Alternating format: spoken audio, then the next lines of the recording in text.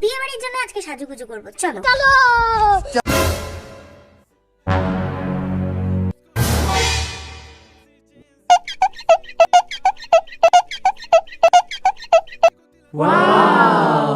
কি গো, তোমরা কি ভয় পেয়ে গেলে নাকি? এই যে এত থুপছি মুখের মধ্যে, সেগুলো দেখে এত না থুপলে ফর্সা হবো কি করে বলো তো? এই থুপে থুপে সুন্দর হয়ে তবেই না বিয়ে বাড়িতে গিয়ে মুখটা দেখাতে হবে একদম ঝকঝকে চকচকে, একদম দারুণ সুন্দর।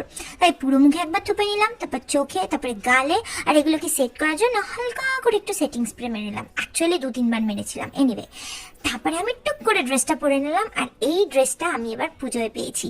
তারপরে আমি একটু সাজুগুজু করে নিলাম, আর দেখো আমার ফাইনাল লুক রেডি।